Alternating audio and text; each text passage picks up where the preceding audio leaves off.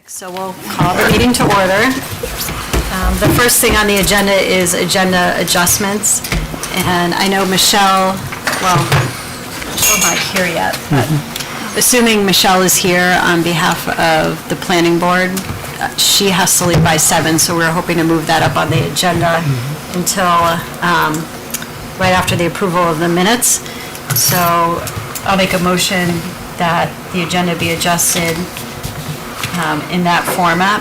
Does somebody want to second that? I'll second. All in favor? Okay, great. Yeah, if she's late, we can always move the Then we'll move it reports again. around. Okay, That'll be I will make fine. another motion. Okay.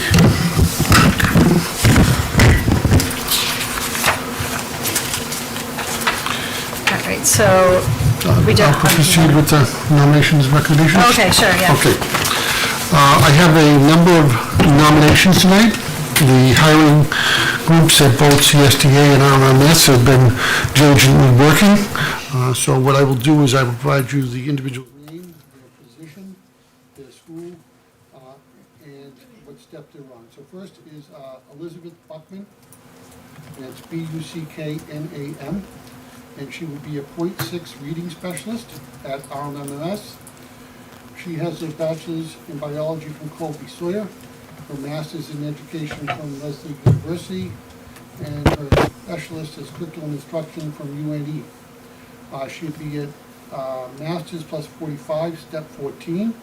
Because she's .6, it's prorated for a salary of $49,953. So I need a motion for Elizabeth Buckman.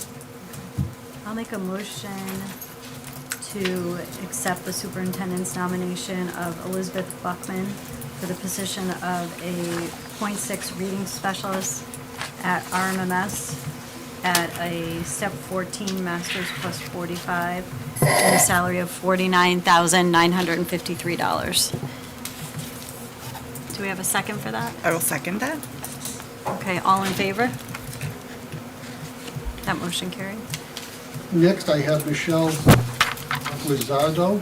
I apologize, Michelle, if I spelled that wrong. It's Wuzzardo for the position of case manager, again at RMS. She has a bachelor's in psychology and elementary ed from Merrimack College, her master's in education for moderate special needs from Lesley University. She would be master's step 30 on the master's plus 30, step 14, so that salary would be $80,439. Okay. So I'll make a motion to accept the nomination of Michelle Guzzardo to the position of case manager at RMS at a master's plus 30, step 14, and a salary of $80,439. I second. All in favor? Next is Allison Beach. This is for a kindergarten position, again at RMS. Allison has her bachelor's in fashion and retail marketing from the University of Ohio, her master's in curriculum and instruction from Western Governors University. She would be joining us with a master's plus 15 at step 14 for a salary of $77,719. I'm happy to make that motion. You want to make that one? Okay, go ahead, sure. I make a motion to accept the superintendent's nomination of Allison Beach for the position of kindergarten teacher at RMS at a master's plus 15, step 14, with a salary of $77,119. And I should have asked for all the motions if there was any discussion, but. So she. I'll second. Second, okay. Any discussion or questions? No? Okay. All in favor? Next, we have Hannah Withee, Withee, and this is for the first grade position at RMS. She has a bachelor's from elementary ed from Stonehill College. She'll be joining us at bachelor's step 6 for a salary of $50,919. I'd like to make a motion to accept the superintendent's nomination of Hannah Whippy for the position of first grade teacher at RMMS at a bachelor's step 6 and a salary of $50,919. I'll second that. Any discussion? All in favor? And lastly, we have Amy Goodrow, Goudreau, for the position of math specialist at RMMS. Again, she has her bachelor's in theater and dance from Keene State College and a master's in elementary ed from UNH. She's joining us with her master's. She'll be on step 12 for a salary of $70,780.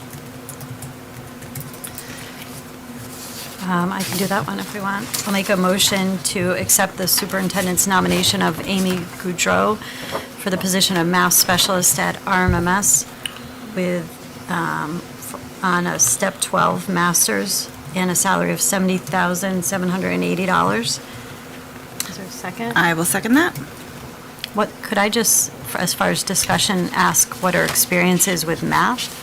I mean, elementary education, does she have any? She has been teaching for 11 years at Goffstown, and most recently, the past 4 years, she's been a math teacher in 5th grade, which is in their middle school. So she teaches good. math throughout the day. Great, thank you. Any other questions, concerns? All right, all in favor? That ends nomination and resignations, but again, I want to thank all our teachers and our administration who gave up of their own time to form these committees and send over recommendations to the assistant superintendent. It's our pools as far as applicants, both in numbers and quality, are improving across the SAU. So it's very exciting. Thank you. That's great news, and the board thanks everybody who took part in the interviews and were on the committees. I know that takes a lot of time, and we appreciate it. And we're excited to have all these new members.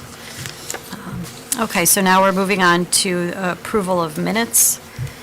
So at the last meeting, I overlooked a couple of meeting minutes that need to be approved. So the first one is for the Brookline School Board non-public. So What date? on January 24th, 2024. So I'll just make a motion to accept as presented the non-public minutes. I'll second. Okay. Any discussion, questions? Okay. All in favor?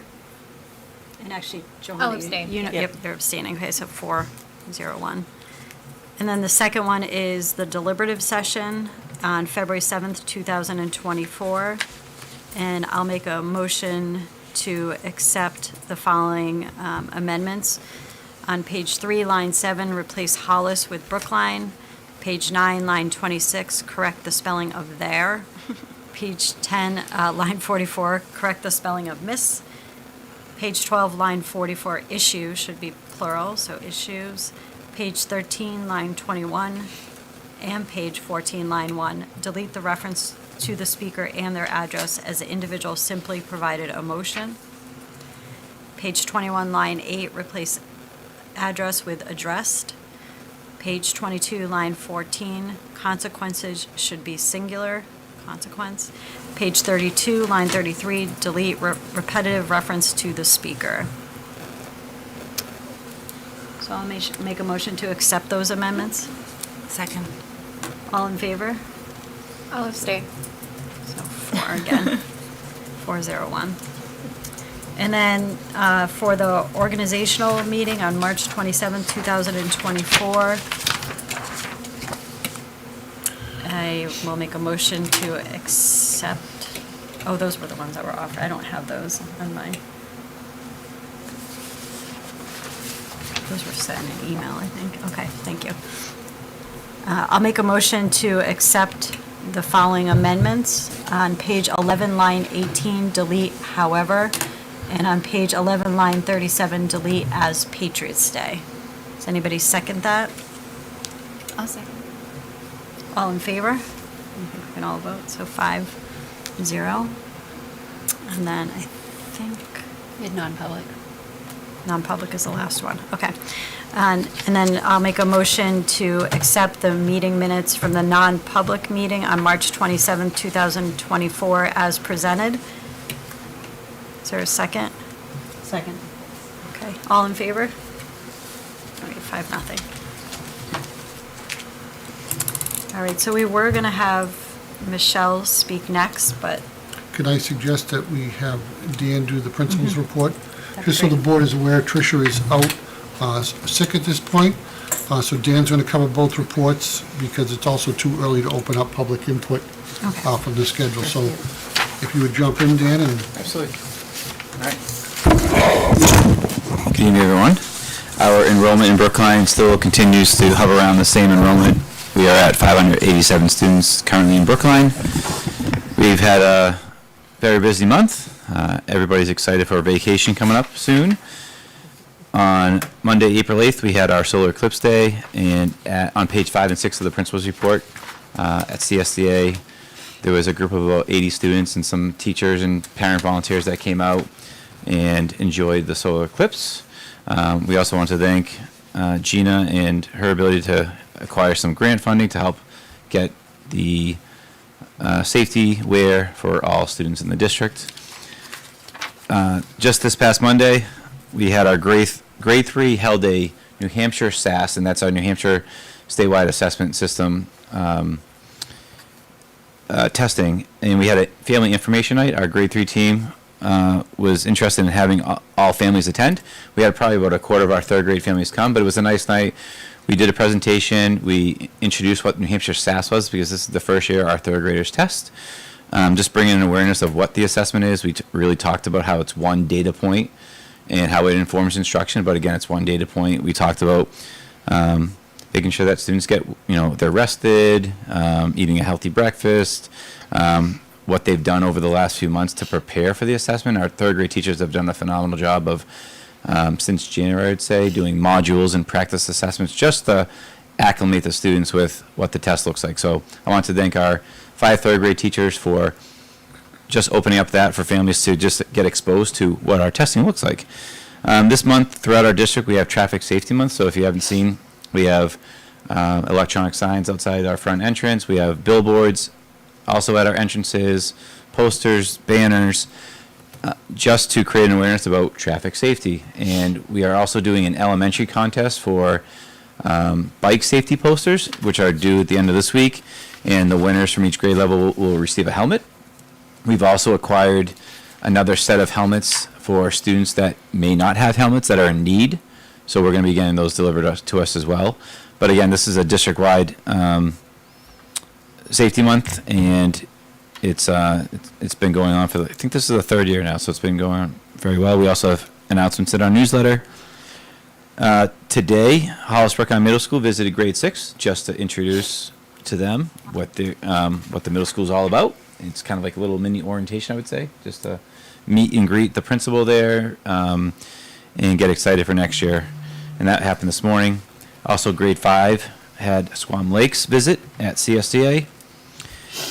What's not on the agenda for the upcoming events was, this is a new activity, but our PTO is helping to sponsor this activity. May 1st, we have Ivy, the very determined dog. It's a brave little bulldog that has paralyzed rear legs, and it's a presentation for our grade 2, and it's about overcoming life challenges. And it's also a presentation that was recently done at Hollis Primary School as well. So we're excited to have Ivy visit our school on May 1st. May 2nd, we have our in-house Eyes on Owls presentation that we've traditionally done every year. Again, thank you to the PTO for their support with that programming. May 6th is Teacher and Staff Appreciation Week. That is the week, 2 weeks, basically 2 weeks after spring vacation. So we come back for a week. The week after that is Teacher and Staff Appreciation Week, where we recognize kitchen staff. We can do bus drivers, teachers, custodial staff, all staff in our building.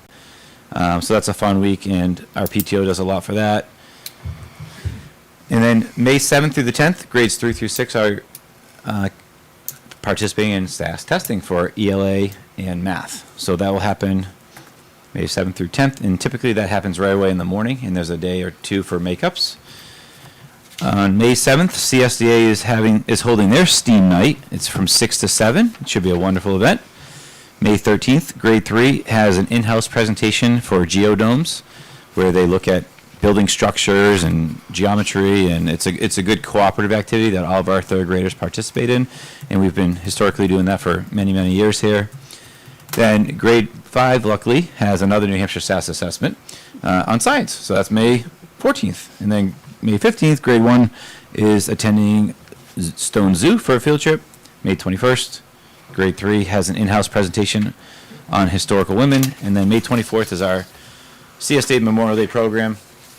And the other thing I want to mention is that at our STEM night at RMS, we had a great showing, and we want to thank all the families that donated cereal boxes to that event. And as a result of that, our third graders did a project where they graphed all of the cereal boxes that they had. So you'll see some pictures on page 3 of all of our third grade classes with their line plots and bar graphs and picture graphs that they've made, and they worked really hard on these posters. Very excited. It's a nice, life learning activity that they participated in. Good group work, and I want to thank again all the parents and the teachers and the students for their hard work there. And then also on page 5, there's a couple images of the Connects Car Egg Crash and Smash tournament that happened at CSD for grade 6. And Mrs. Boulay shared that it was a pretty impressive night to hear students providing cheers and support to one another when individuals had to place their car at the top of the ramp, hoping for the egg to remain without cracks as it reached the bottom of the track. A special shout out to the 6th grade science teachers, their teaching partners, and para-educators. A great time was had by all. And that's... Oh, and then lastly, just we had a successful book fair at RMS, which we had about $10,300 Wow, that's of amazing. books purchased. We don't get all that money, but it was a very successful book fair, more so than the fall. So, thank you. So we have about 2 minutes until we can. Sorry, can I just ask a question? For those of us that don't maybe know the difference, could you explain SAS versus Ames Web? Sure, absolutely. So, SAS is a statewide assessment, and it assesses students for ELA, math, and science. Ames Web is a progress monitoring benchmarking that we can do at multiple points throughout the year. So we have a fall and a spring that all students participate, and then for students that are receiving intervention, we benchmark them throughout the year. And so that's basically that in a nutshell. So Thank you. Thank you. I don't know, Gina, if you want to add Any anything. other questions or Anything else? thoughts? I just wanted to say with the book fair, thank you so much. I was able to come in and see, and the teachers had wish lists, and I thought that was just a really great thing to be able to give something, that teachers really wanted and needed for their classroom. So I wasn't sure if that was a school-led initiative or a PTO-led initiative, but whoever kind of led that initiative, thank you. I thought that was really great. Yes, it is nice. We've been doing that for years, and we also want to thank the parents that support the students with providing the books for the teachers. The teachers typically come down that first day of the book fair to select what they liked. And on top of that, what I also appreciate from the book fair is our PTO does a phenomenal job of just ensuring that every student gets a book when they leave, which is really thoughtful. So, All right. Michelle Ducato is on her way, so she should be here shortly. But in the meantime, I missed another meeting minutes from the Brookline School Board public hearing on March 27th, 2024. There were amendments offered, which again, Andy, I'll need your copy. I don't have, that wasn't ready. I don't have any. So, are we off? I don't think there are amendments. As presented. Yeah. Okay, so we'll just accept, I'll make a motion to accept the minutes as presented. Is there a second for that? I'll second. Okay, Johanna. And then, all in favor? Thank you. Great. Okay. So it is 6:20, so should we open? Open public. Yeah. We're going to open the, for public input at 6:21. I don't see any public, so we can move along. Should we move the climate survey discussion ahead of, and do we need to do a motion to do that? No, Okay. because you, it's part of the discussion section. We're just waiting on Michelle to arrive. Okay. So Gina can do the climate survey, and then I'm suspecting that Michelle will be here by then. Yes. Okay, so this was year 2 of the climate survey. Last year, when we administered it, we identified it as baseline data, and so we administered the exact same survey in the exact same manner, the exact same time of year as well too, and it was available for all staff. This year, fewer staff members participated, and that is often considered a sign of people are pleased, don't feel like they have to offer something. But anyway, looking at the various aspects of the survey, it reports on institutional vulnerability, which is the extent to which the school is susceptible to a few vocal parents and citizen groups. In 2023, the results indicated greater than 93.1% of the of schools nationwide, Brookline felt that pressure. And in 2024, it was greater than 55%. So the results indicate there's a clear decrease over the year, demonstrating that the staff continue to feel some external pressure. However, the pressure is decreasing, which is in effect improving the climate within the school. Achievement Press is describes a school that sets high but achievable academic standards and goals. So in 2023, the survey results show that the staff felt that they were greater than 91.7% of schools nationwide. In 2024, it's about 71%. So this demonstrates that students persist, strive to achieve, and are respected by each other and teachers for their academic success. There's a slight decrease over time, but still demonstrating that we're much far above, in belief, schools nationwide. So Brookline School District has a strong reputation as a high-achieving school district, and we must continue to balance the pressure with the support and collaboration within the community. The next aspect is collegial leadership, and that's directed toward both meeting the social needs of the faculty and achieving the goals of the school. So in 2023, the school district was at 60.5 or greater than 60.5% of schools nationwide, and in 2024 it decreased a little bit, really right around average 50%. So the principal treats teachers as professional colleagues, is open, egalitarian, friendly, but at the same time sets clear expectations for teachers and standards of performance. So the stability over the course of the year indicates that a really nice balance has been achieved. And finally, the survey reports on professional teacher behavior, which is marked by respect for colleague competence, commitment to students, autonomous judgment, and mutual cooperation and support. So in 2023, this was ranked at higher than 99% of schools nationwide. In 2024, it's higher than 97% of schools nationwide. So the professional and support staff at Brookline School District continue to have a high degree of respect for one another and serve as examples for the community of young learners. Very stable, those from last year to this year. So the year 2 administration of this survey tool demonstrates movement in the positive direction. Superintendent, my recommendations would be the superintendent should review how the school district goals continue to support positive movement in the climate and make any necessary budgetary recommendations for FY26. The Brookline School Board should support recommendations that continue in this positive movement. The building principals can maintain the schedule of school-wide assemblies, possibly partnering with PTO to continue to address critical topics such as kindness and respect within the greater school community. And whether or not this survey tool should be re-administered in 1 year or maybe in 2 years should be determined. Sorry, can I just ask a question? Yep. About the second point. Are the teachers talking about how the students are treating each other? In that point, that they've seen a decrease in how the students are interacting with each other? So, are you talking about Achievement Press? School sets high but achievable academic standards? That's what I'm trying to figure out. I'm trying to make sure that Yeah, I think we just need an explanation. We need to go back, especially because you're Yeah. new, and I mean, this was Not really sure. important to us, and I vaguely remember the various categories, but See if I have, I didn't mean to interrupt, but for institutional vulnerability, what was the So that's the percentage? extent to in- which the school is susceptible to a few vocal parents and citizen groups. Okay, and what was it in So in 2000? 2023, Yep, I missed that. the percentage was 93.1. So we've greatly improved, so. And then now teachers- it's about 55%. So it's a huge improvement. So that's almost. And I think that was our fixed. critical point, making sure that the school community felt supported by the outside of school community.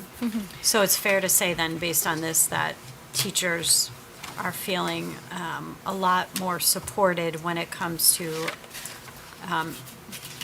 dealings with a few vocal parents who can sometimes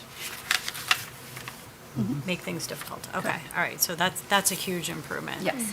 And then Achievement Press, if we could just go over that Sure. again, because that's decreased. I don't know if we want a high number or we want a low number, what are we Yep, looking so, for? and that's also to be determined, Debated, and, you know, these are all opinions, and the questions don't identify themselves as this question is for this standard, Yeah. right? But so Achievement Press describes a school that sets high but achievable academic standards and goals. So some might interpret high standards to be not achievable by all. Some might perceive high standards to mean, yes, we can have that growth mindset, we can get there, we're not there yet. So a lot is left open for interpretation, but at nowhere is it that we don't have standards.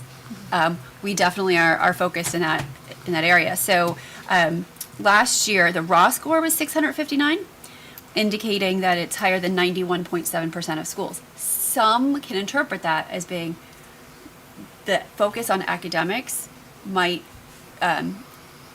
be, it's good, but at the same time, it might be detrimental to the social emotional well-being of students. So you can interpret them in a couple different ways. So that decreased to 584, that's the raw score. So less than 100 points, but all of a sudden the percentage drops quite a bit. So that's higher than 71% of schools. So there's still a definite belief that the academic standards are high and achievable. And we could take some time to look into that a little bit more and potentially provide an opportunity for individual teachers, if they feel comfortable, to voice their interpretation of those results. I was gonna say, do you guys have any comments from the teachers about like that? No. So if we offered I think that might be helpful to offer like an opportunity to just say, these are the comments and this is why. I think it's, because I just like, I'm in the middle of a Quant 2 class, so my brain's a mess. But I think when I see a number drop, I'm curious to know why. I don't think we need to have unachievable standards, but I would like to kind of know, with a drop of 20%, that is a big drop, even though the points weren't that high. Like, someone else reading that might go, oh my gosh, 20%. Like, so it would help us to have a little more of a qualitative data to go Yeah, with it. absolutely. And I also think that high but achievable, and what I question is, are there teachers believing that our standards are not achievable for some kids? Yeah.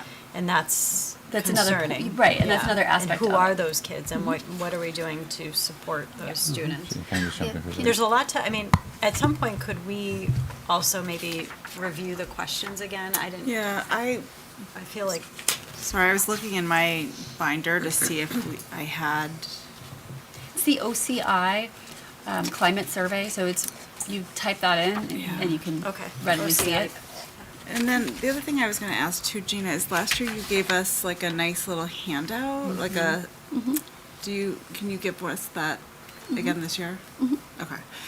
Can I just ask you, I was so busy looking that I kind of missed again, the institutional vulnerability. What was our scores again this year? In 2024, Yeah. about roughly 55%. So the raw score was 564. Okay. Can I also ask, you said the numbers of participation decreased. Do you know numbers? No, so it's very much hands off. Everyone is given one in their mailbox, and there's a collection zone. So it's not like, ooh, I see that you turned it in. We're not monitoring that intentionally. So How it many, is how anonymous. many did you, how many surveys did you receive back? 10 fewer than last year. I want to say it was 35 instead of 46. Give me one sec. How many I did feel like you we're asking a send lot of out? questions, but I think last year I thought we had decided it would happen at a faculty meeting to give everybody the time. So I don't know if this was different or the same as It was last year. administered the exact same way. So we put them in every single, not just teacher's mailbox, every single staff member. Staff So mailbox, okay. every staff member in our building, Uh-huh. paraprofessionals, So how many Kitchen. roughly did you send out? they just go into, You just go, so do we know how many staff roughly? well, I have like, say I have 67 staff in our Okay. building. 60. We put out 67. And I stand corrected. Last year was 56 responses. This year's 46 responses. So a decrease of 10, but I was wrong with the number. I found this, I'm just gonna pass this to our friends who weren't here last year.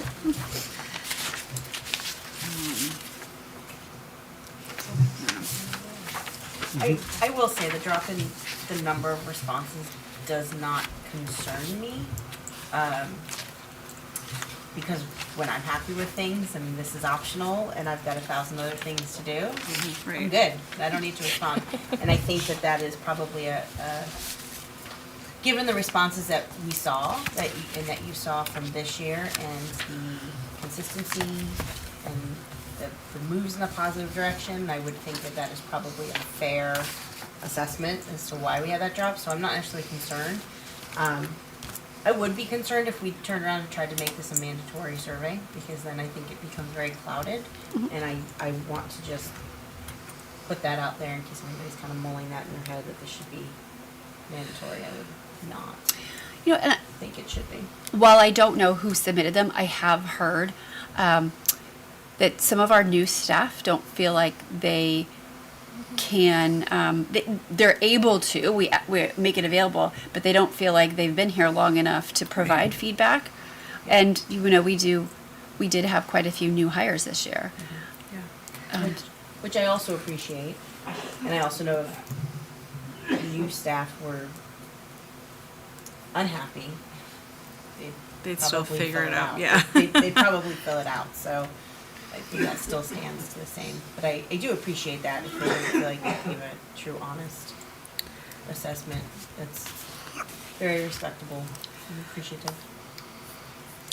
I mean, I don't think it should be mandatory, but I do think we would benefit from having more of a, rather than just numbers, I do think we would benefit from like, at least like a comment box just at the end. Yeah. Not So- for every question, but one where they. might Johanna, provide- that, I think, just to provide some perspective, this Yeah. was the first time we ever did this, and it was Okay. really important to have a tool that was validated, and so this was a tool Okay. that was validated, whereas many of the qualitative ones that are available were not. Right. And so, yeah, I would encourage, you know, certainly going forward, if there are, you know, maybe the achievement press is an area where we want to drill down on to see if there might be, I know like the U.S. Department of Education has some really Right. robust, that require a lot of IT infrastructure. But, you know, I think that that could be something that we look into if, Yeah, I don't think that it all needs to be qualitative. I just think now that we have a baseline Yeah. and we're seeing these numbers, if we want to really make sense of what those drops in numbers mean, we need more feedback. And in order to do that, I think we need to allow a space for people to give us that feedback, especially since we're not sitting with them to ask. So I think absolutely numbers and validation is 100%. But now we have baselines and we have 2 years worth of data. So in order for us to accurately compare, I think that is the next step we should consider. Yeah, no, I think that's a really valid point. I will give you a little bit more background. One thing that was important, and Kelly, I apologize if I'm speaking for you, but you wanted a validated tool, but we also wanted to not provide there to be the administrator looking at the individual, asking questions that they might not in person feel comfortable saying, or they might feel like they have to answer in a certain way because of certain pressures. And so then it was like, well, do we get like a third party? And so all of those were big questions, and we really wanted that baseline. But moving from now that we have last year to this year, I think that's something that we look to for next year, and potentially next year is more of that kind of more personalized touch.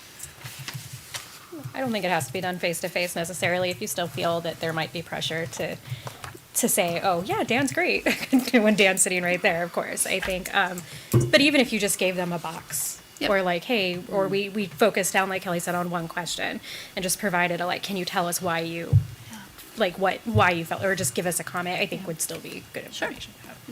Yeah, I would support that as well. It'd be really great to know some comments. I know people might not feel comfortable, writing something, but maybe just some mechanism, since we do have data, as we were saying, from the last 2 years. I don't know, maybe it would increase the number of answers, or I think we have such a great staff and administration to hear, to hear a little bit more feedback. It's not a great job, but yeah, feedback's always good. Great. Yeah. I would just, and I'm going to ask that next year when, that we break it out by building. I think for the first year, we didn't want to do that, and I know that changes it, but I think that it's important in drilling down in data that you start broad and that then you narrow it down a little bit. So that there might be issues in one building that don't exist in another, and I think we need to know that in order to address it, because there's no need to address an issue in one building if it's not happening in that building. And then the other one that went down was collegial leadership, went down to 50%, which I'm surprised by, but when other people are talking about 10 people who are probably satisfied that don't answer the survey, that does skew our data too. So I'm more in favor, and it's maybe just my style of, you can't force anybody to do anything, but giving people 15 minutes in a faculty meeting and saying, this might not be important to you, but the board is looking at this to get a sense of our school. And if 10 out of 50, 10 out of 65, if a good percentage don't respond, then we're really not getting what we need. So at least offering the time for people to do that and asking them to do that as a favor, because we're doing this to try to improve climate for everybody in the building. So I just think that would be helpful. But that's just my 2 cents. Colin, I think we could do that. I think that the only thing with the staff meeting is it just depends on the timing of it. So like if we have I forget when the due date was and when we gave it out, but we may not have had a staff meeting. But if we did have it during those periods, we could easily take the last 15 minutes and if you want to do the survey, you're welcome to. Yeah. I mean, it could also maybe,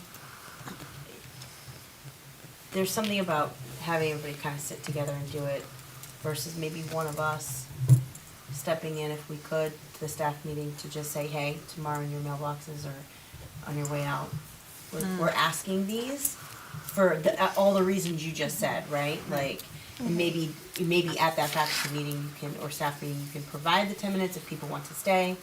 Obviously not mandatory, but maybe it would have an impact if one of us could pop over for, 5 minutes and just express the importance of it for us so that we can help support and make adjustments based on feedback from everybody in the building. I don't know what people think of on that, if maybe just a personal Yeah. appeal would be I think that would be a good idea. nice too. So something to think about for next year and consider. It might take some of the pressure off of the SAU and the admin who are constantly being the ones to present it. It might take some of the pressure off. And it's yeah, an ask from bring it us. if it's an ask from us, since we're the ones who are asking for the information. Gina, do you have the raw scores?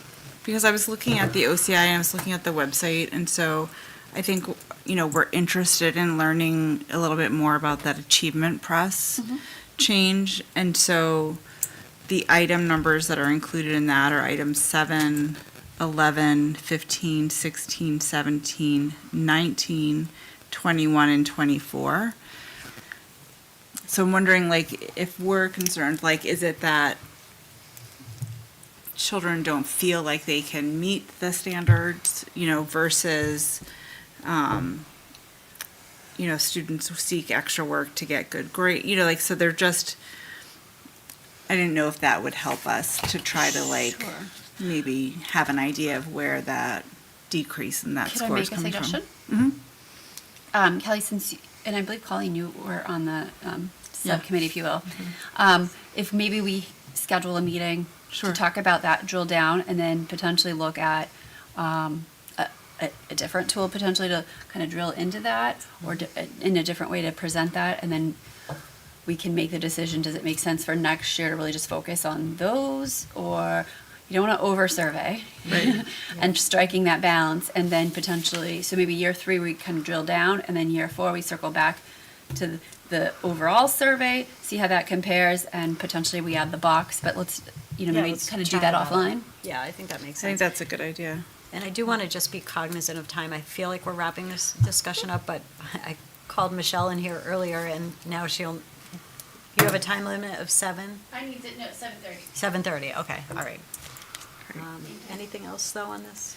No, I'm really happy with the decrease in the institutional vulnerability. Me Because too. it tells me that teachers feel a lot more supported than they did when it comes to parents who can be overwhelming and too much year to year. So that's a major improvement. very much. Okay. And thank you to the teachers who did take the time to fill this out. It's important information. And staff. And staff, yep. yes.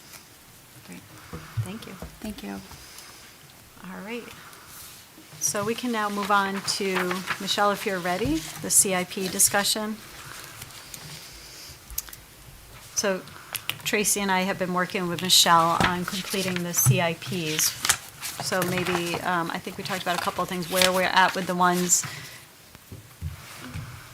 that are in process, and then just an update. And I think that'll be a regular piece for you, is just because it's it seems like a moving target. I mean, maybe not moving, but it could change at any point. It is a moving target in that the capital improvement plan is a plan that does, its window is like the NASDAQ, it's only like 10 years out, but the strongest data is for the next 6 years. And the CIP, as we talked about last time, I feel like I'm really echoey, so if I need to move away, let me know. Okay. I think you're good.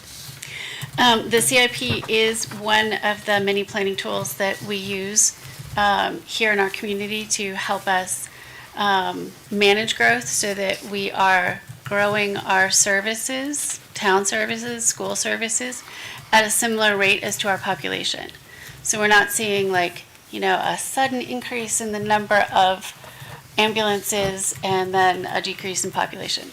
We're kind of growing everything at the same rate. And the CIP kind of helps us make sure that we're budgeting our money and our time kind of in a similar way. That way we're not buying a new fire truck and a new wing to the school and, a new police cruiser all in the same year. Kind of plan ahead.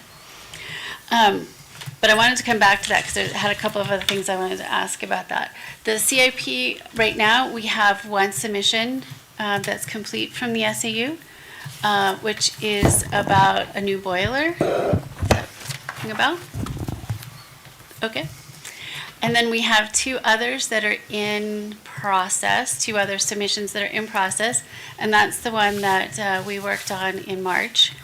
And that's about adding some classroom space and adding some cafeteria space so that as we increase our population in our schools, everybody has a place to eat. Always good. So we clarified that at the last meeting for RMMS. So the Right. number that's on the one for RMMS is accurate. Okay.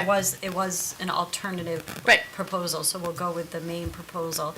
And then I think Andy and Gina are working with, is it EEI? Yep. To get in the far right corner, I don't have it in front of me, that okay. breakdown of costs. Right.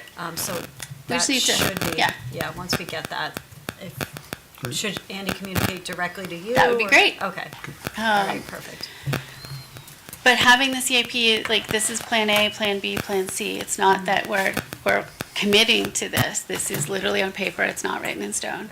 But it's also not a wish list. It's not like, oh, well, gosh, I really wish we could have, the Taj Mahal of elementary schools. We want to make sure that that the plan is reasonable, that it has data to back it up. I know you guys are clearly data lovers. I appreciate that immensely. But that it's not written in stone. But it's also not pulled out of the air. That there is data to back it up, because there are some things that are put on the CIP that are what we would call a desirable. Something that maybe we don't have everything put together on, we don't have all the firm numbers, but we know that that's something that might happen in 5 years. And that's fine to put on the CIP because it is a tool for us. There's no CIP police either.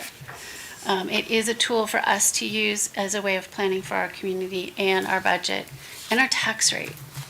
Because we all know that that tax rate does not seem to go in any direction other than up. So if we are planning ahead, we can kind of make that upward trend as shallow a slope as possible. So I think we're making some serious progress.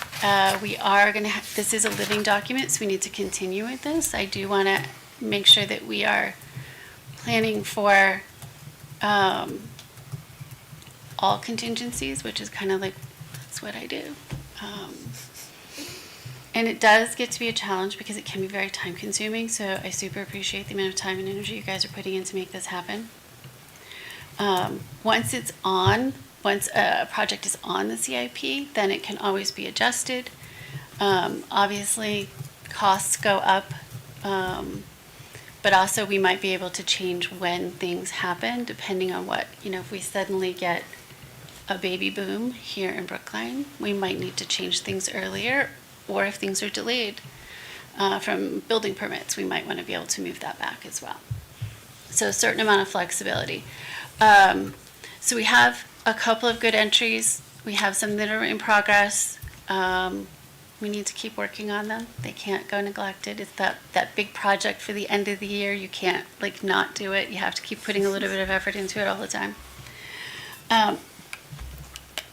One other thing that I kind of wanted to ask, and it may be already on your radar, but the planning board had used some ARPA funds. We were the smallest project in town for ARPA funds. And we were looking at getting a hydrogeological study done of all of Brookline. That's not the important part. The important part is one of the tables that the hydrogeologist created for us is a table of underground storage tanks. And we were really surprised to see that CSDA has one that was put in in 1999. Does anybody know the health of that? Because 20 years is often sort of the age that these need to be replaced. And if it is something that needs to be replaced, depending on the material, we should probably put that in the CIP. But if it's made out of other kinds of material, maybe it has a 30-year lifespan. So that underground storage tank, if somebody could just go take a look. Just so you know, they're regularly inspected, They are regularly inspected. so we will get you a copy of that. Yep. We don't need a copy of it. We just need to know if you guys want to put that on the CIP for replacement, that could be a project to be put on the CIP. Okay, Does that make sense? it does. We were really surprised because it was all on one page. You flip the page and there's CSDA and we're like, oh, there you go. And they can be a little pricey to replace, especially considering that rules have changed and now the tanks need to be double walled. They probably were in because that changed a little earlier, but now the piping needs to be double walled, so. Actually, we're pretty much up to date because both the high school and the middle schools are online to be replaced, not because of the tanks, but because of the new regulation around the double piping. Excellent. But I don't want we don't want CSDA to be missed. No, it won't be. Michelle, sorry, just one question. Is it for water or fuel or do we know? It would be for fuel because an underground storage tank wouldn't be for water. Like, not a The state does cistern or not care if something you like want to that? have a tank underground for water. They care if it's some kind of petroleum product. Right. Most likely heating fuel? Yes. Okay. That makes sense. And just one other thing, sorry, I can hold questions for later. You can ask any, Oh, no worries. We had talked at one point too, when you mentioned the new boilers going on the CIP about an asset management plan. Yes. And I was just wondering maybe if when the board is here and all convened, maybe we also want to think about that as a board activity. I'm a big fan of asset management plans because they help us understand what resources we have, what the condition of those resources are, and what are critical resources. So if a resource fails, some are more critical. If they fail, it's more critical than others. And it also helps to make sure that you're maintaining things to keep them off that critical fail list. And the other important part about an asset management plan is that when you have to replace infrastructure in an emergency situation, you are 7 times more likely to have an OSHA violation, which means somebody gets hurt. So it's not just about the infrastructure, but it's about your people. So replacing the boiler replacing that underground storage tank or fixing something on that, for example, or on any piece of infrastructure during the day is much easier than having to do it in the dead of night because something failed and, the school's in danger. Yeah, I just wonder if it would be nice to have, things that can move onto the CIP from this asset management plan if there's, if there's an appetite to go forward and do this asset management. I'm happy to send you the asset management plan that I am familiar with, and it is for stormwater, sewer, and town water kind of infrastructure, but it really doesn't matter what the infrastructure is, it's about the process. Right. First, you need to know what you have, so map what you have. Then you need to assess the condition of what you have, and then you put it into this tool that I think you guys would probably appreciate, that's red, green, yellow. So Do our other districts do this? We do it for, we Okay. do it for all the districts. Okay, then if you already have an asset management plan, then, Yep. I was wondering. Right. Yeah, but the difference is those items tend to not be CIP capital improvement, they're capital improvements, but they're not worthy of impact fees in some cases. that you can be on the capital improvement plan and not be an impact fee. Correct. So that's been this separation that was historically here. We've always had our capital improvement plans, but we've always done our bonds separate from the town, and there was very little collaboration, and that's the piece that's changing since you've come on board. Yep, I'm Right. happy Right. to be the conduit if needed. Because I do think that given the robust tool that the CIP can be for assisting the town as a whole, not just the school district, but the town as a whole, to helping to keep that tax level as even as possible. We know it's always going to be trending upward, but we don't have to have it be peaky. We would like it to be as shallow a curve as possible. And it also gives us the tool of, if something's on the CIP plan, then we can potentially move it to impact fees. Not guaranteed, like not everything goes there, but there are some things that can. And it's not necessarily some things that are bonded like you're talking about, but there are lots of different ways of doing it. So I think maybe a internal with the committee that we're talking about tonight that's going to be working with you. There'll be 2, probably the same 2. Okay. Maybe an internal discussion about how, just education about the CIP and its many uses that we haven't used it at all historically in. So I think understanding that and then maybe narrowing it down and having Michelle come to the board and explain that. I just wonder if, so we do this every year. In the co-op, the budget committee gets a presentation on the CIP. Hollis Budget Committee is not interested in it. Years ago, it went to all the boards, and the boards didn't want to hear about it. They just really wanted to look at, what are we budgeting for? Let's go from there, and then maybe with like a year-out view.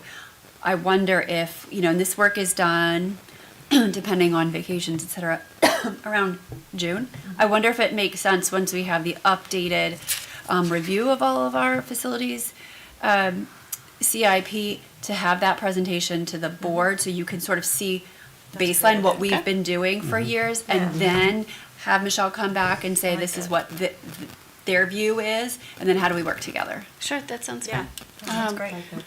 Michelle, would you be able to provide the SAU with the bond schedules Yes. for the towns, and we can do that for the schools, just so we know when something's coming off?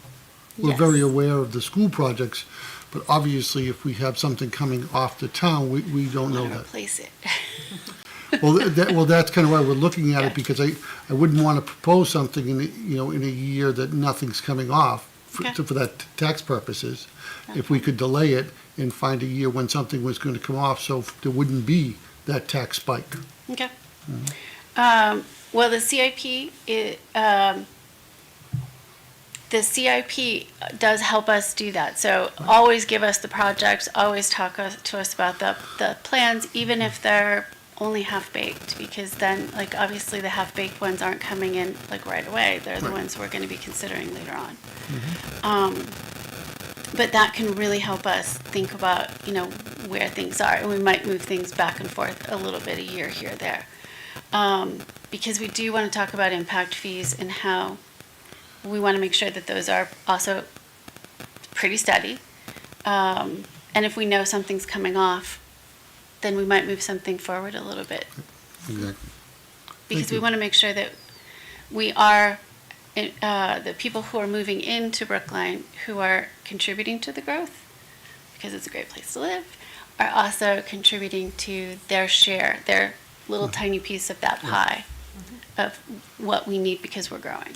Like, if we're not growing, then Right. we don't need another shiny fire truck or another wing to the elementary school. And then the other piece we wanted to talk about was, is there an update on I think, again, regular sort of update on where you're at with all these building projects, HOPs, et cetera? Has anything changed? I know there's some Everything's changed. litigation, yeah, so. Everything's changed. Okay. So last time when we talked, I had, there is a housing for older persons. Now, please remember, housing for older persons is only 55 plus here in Brookline, 55 plus. There's a housing for older persons that's 8 duplexes and 1 single-family home. All of them are 2-bedroom, and that is going forward, probably, like, literally in the next week. They're going to start doing some excavation material that they need to do the site work on. So, happening. We have a small subdivision that is has been approved but not built. That's the 6 houses off of Route 13. And then we still have about 30 house lots that have been approved but not built on, that predate the growth management ordinance. So that hasn't changed, except for the fact that that housing for older persons on Main Street is, like, imminent. They're gonna be starting to break ground, like, this week or next week. What the big change has been that we now have 101 units of housing that has been applied for. So the process for the planning board approval and the zoning board of approval has started. The first part of that is going to be 61 housing for older persons units, and they're 2-bedroom or less. So that's 55 plus, 2-bedroom units.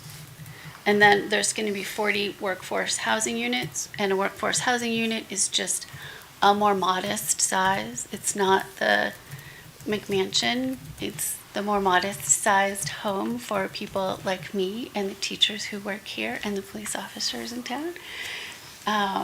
So it's not affordable, which is kind of a moving target for a term. It is workforce housing, so people who are in the workforce who need middle housing, that starter home, that middle ground housing. And then there is still another 30 unit Wait, housing. Michelle, can I ask a question on that before you move forward? Oh, please. There was a phased approach that was happening where the 61 hops were going to, Be they're- right away. Right. And then, well, they haven't been approved yet, but they're going to be more imminent. And then after, a year after those building permits have been applied for, then the workforce housing 40 will come in. so a year after the permits for the hops have come in, then Right. they'll start the permitting process for The 40 remaining 40 workforce workforce. housing, And houses.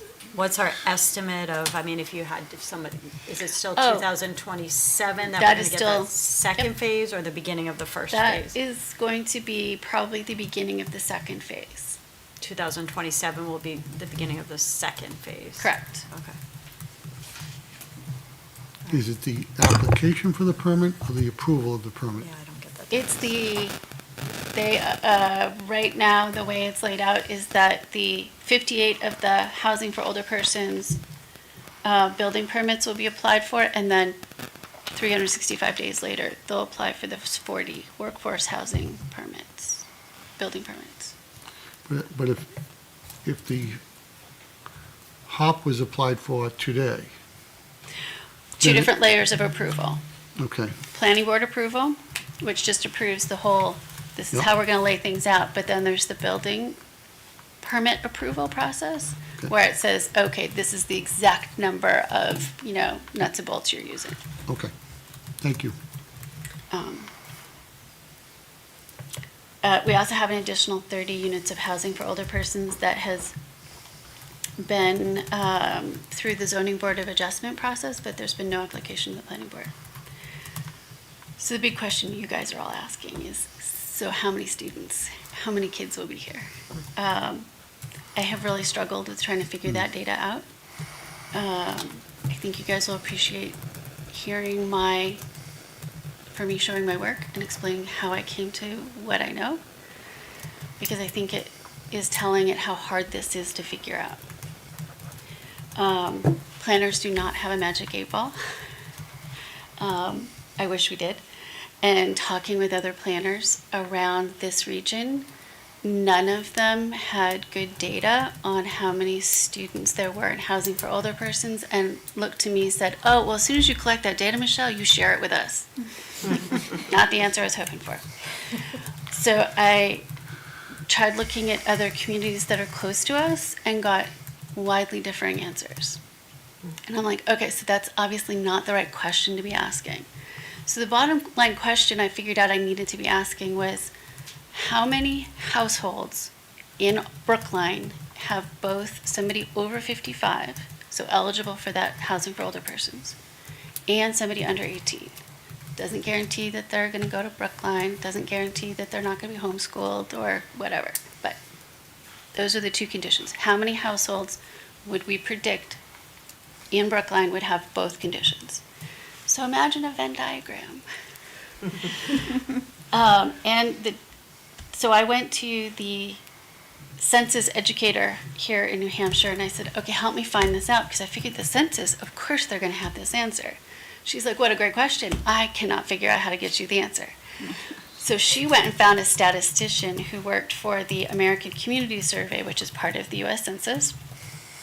And they could get me down to the geographic area, not just of Brookline, because that apparently is too small for the community survey, the American Community Survey.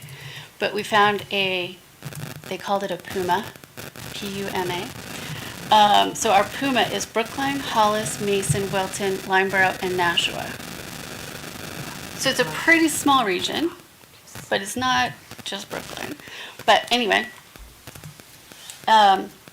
we figured out that just over 10% of the households in that PUMA had someone over 55 and under 18. So 10%, which is actually a smidge higher than the rest of this region, southern New Hampshire, which has just over 9%. So 1 out of every 10 of these housing for older persons might have a student. At least that's something. I mean, that's Right. something, right? Right. I mean, because we were estimating a half person, a half child per, I hate to say that word. Half a student per household? household, Say so, one student for two. yeah, or one student for every two. Yeah. That's a better way to word it.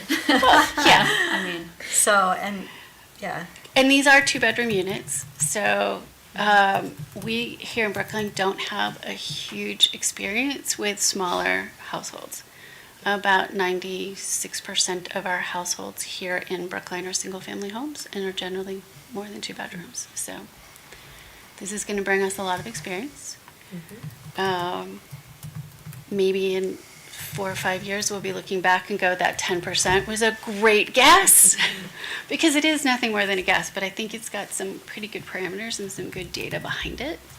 and I think it really, I mean, it informs everywhere from pre-K up to grade 12. Right. Because, I mean, doing the math, 55 plus and under 18, there's generally, I'm sure, not a lot of families with a 55 plus parent and a 2-year-old. I think we're talking more about at the SAU, so level. I'm just guessing. I think just that guessing. is, there's no data to suggest that that's correct. That's anecdotal. There's lots of anecdotal Yeah. data. Everybody can say, oh, I know somebody who's a grandparent who's parenting, Yeah. or, Yeah. there's a really big age gap. Truth is, we don't know. We Yeah. just know under 18 and over 55. I was gonna say that, like, you can't assume it's a biological parent That's with true. a child. Yeah, You you're right. can't make that assumption. So can I ask a clarifying question? You can ask about- as many questions just as you like. About hops, and I don't know if you will know the answer, or maybe Colleen, Tracy, in your work you have. When we talked about this a couple months ago or last year, whenever we first were like, whoa, this is going up. One of the conversations we had was that the initial sale of the hops was that they had to meet the parameters. Yes. Do they have to recertify every year? Every to show single year, if you are living in the hot and you are the person who's over 55, you have to annually certify that you are living there, that is your residence. And it has to be notarized, so it becomes a legal document. Okay, because I believe that was part of our concern, was that the initial purchase just needed to fit the parameters, but then any subsequent purchase Also or needs sale to. of that home did not have to meet that. And I think Yep. that's what caused us a little bit to go, whoa. So that is not Well, accurate, like, I It just doesn't wanna- matter what kind of, whether it's rental or whether it is purchase. Every year, that has to be recertified with the town, and there's a list of people they have to give that piece of paper to. So we are going to know their age. It won't necessarily be like public, but if people Right. wanted to check, that certainly could be done. So somebody could own it that doesn't meet the parameters, but rents it to somebody who does. No, if you live there, if that is your domicile, then you need to be, one person in that house has to be 55 plus. Yeah, I think. Allison, that's correct. We had some misinformation at one meeting, but I think we corrected it after Michelle let Yes. us know. So Okay. but that was a big concern, so that's Correct. alleviated, because basically that could be a lot of unknowns. So at It least is. now And we're there working is- in more of a parameter now. Okay, that And there feels is a better. provision, so that if, say, it's you and your elderly parent, and your elderly parent passes away, and you're only 54, there is a provision to allow for a small number of people to continue living there, but they can't then rent it or sell it to somebody who isn't meeting that. Got it, okay, that's good. That's, But only 20% can do that, so like, if there's 100 units, and you're that 21st, then no, the answer is you have to move. got it. Perfect, okay. In your research, is there any data on how many people leave their single-family home to move into the HOP to stay in their own community? Because Oh, great question. that would be my concern, is I know a lot of people that are senior citizens who I talk to don't want to leave the community. Right? So I'm just wondering, will we see an influx, because maybe out of these 61 units, 30 of them are filled by people who live in town already, and now their homes are gonna go up for sales. So I didn't know if anybody had any data on that. Nope. But I will tell you, nope, nobody okay. has data on that one, I 'cause that's a didn't think question I've been there asking. So, but how much would that really, Right. but I'm gonna push back, but how much would that really affect us? The homes are already here, we kind of already. So Yeah. but if you, so Family would if come they sell a in. 4-bedroom to move into a 2-bedroom, while the hops was at the 10% chance, right? Now you have a prime, 2.2 kids per household, school-age kid. And those people that were occupying those houses, their child is either now at the co-op or they've outgrown the house and Well, now. but that's what I'm saying, if that child has already progressed through, and now we're just recycling, how much is? Like, that can happen now. You're recycling the house now with children coming through, how much is that really gonna impact our enrollment numbers? I guess that's what I'm getting at, like, because elderly people who, or maybe somebody whose children have gone through the school district, they decide to leave and a new family comes in, we're kind of already in this recycle phase, right? Like, so, would that really, Well, I can just tell you, in the Hit community, us? in the I guess community is the I live question. in, there was that influx to move to the over 55, and it did spur on future growth, and they combined that with workforce housing, so it was like a perfect storm. Okay. But it really did impact the schools, because I moved down the road with my wife to a two-bedroom condex unit, and now I sell my four-bedroom house to a family that has 3 children. You know? And- Now, that still Right. would have happened, but the only reason I was willing to move, this is the difference, because I could now stay in my town Right. in a smaller unit. Right, and I understand that, but if any of these are phased though, like, we shouldn't have that kind of in your face No, I think it'll growth be, that we were talking about, that Right. we were concerned about. I agree This with is you. What I'm getting at, like, Yeah. if there's this And- phased approach with the homes and we've got, Like it's the 8 housing for older units that- persons that's coming in first, right, and then it's going to be the workforce and housing. then you'll have that shift of you may possibly it's- have that shift of somebody in town moving Right. to downsizing, right, and then a Right. new family coming in, and we kind of like settle out, and then Right. But even with the workforce housing units, are those all at once, or is that also kind of you can build 10 and you have to wait Nope. 2 years, and it's all at No, once? they'll be able to build Oh, all okay, that's 40 fine. of them at once. And that, there is an income restriction on that, but it's around the area median income. Mm-hmm. So it's like as long as you meet some income restrictions, and I guarantee you every teacher here and your town planner and your police officers and your fire department, we all meet it. Trust me. Because I can see everybody's salary, Right. and I know what the median salary is for the area. So. Okay. But I do think- want to, oh, like, go I ahead. do want to emphasize that if we do have people here in Brookline move from their 4-bedroom house into these housing for older persons units, that's exactly what we want. Right. We have wanted this since 1985. We've been talking about this in every master plan, 1985, 1990, 1997, 2010. We want to have the ability for ourselves to age in place, but we also want to keep our elders in our community. These are the people like who are on all of our committees, who are our volunteers, who are our wise elders. We want them to stay in town. And right now, if they want to downsize, they're out of here. Right. Yeah. And what are we losing? Like, we're losing a tremendous amount of expertise. We're losing a tremendous amount of volunteer power. Even if they're 55 and still in the workforce, we want to have them stay in our community. We want to have housing that's purpose-built for people to age in place. Right, I Finding think just that purpose-built. that absolutely makes a lot of sense, and we do want that. It just does come with consequences that those 4-bedroom homes become available at a faster rate than would become available. Not to say that it's not a good thing, but it's just that we need to plan for it and be aware of it, and that's why we're here talking about it. Right. And that's, I love to hear that you want to plan for it. Can I ask a question? You can have as many questions as you want. About the 30 house lots and the 6 houses that have been approved but not built. Built. Yep. So those are all single-family homes, correct? With The they're not Single, housing- yes, they're Okay. they're in like they're in subdivisions. Okay, so Those could be the 4-bedroom or 5-bedroom houses. We don't know how big they're so going to those be. could be built at any time. Yes. Yeah. Okay, so that could potentially be another boost in enrollment here, though. Always. That those, because those could be built whenever. We're not phasing those in, like they're approved. Okay. They're here. So that's 36 houses that There we could go. possibly have 4 children. Or could be 2 bedrooms. Like 2 bedrooms. Okay. Like the smallest house we've built in the last few years in Brooklyn was a 3-bedroom. Or it could just sit as land for a while, right? It could. Like, True. Yeah. I mean, Well, especially if they've been approved but not right. built.